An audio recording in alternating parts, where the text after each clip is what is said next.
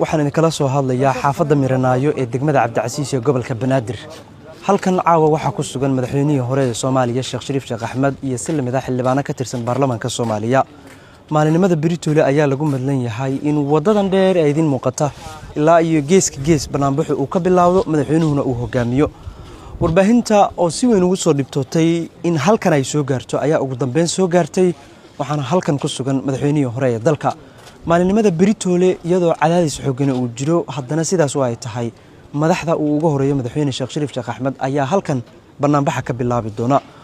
Dowladda Soomaaliya ayaa sheegtay in ammaanka barnaamijka ay sugi doonto hayeeshee lama oga tallaabooyinka ka dhalanaya baraha bulshada Soomaalidu ay isticmaashaan si weyn waxa la isula dhexmarayaa in ciidamo lagu hereeyay qaar ka mid ah mas'uuliyiinta mucaaradka iyagoo qaybaha kale ee magaalada Muqdisho ku sugan kuwaasi oo ilaa hadda la soo warinayo in waantoodu ay socoto.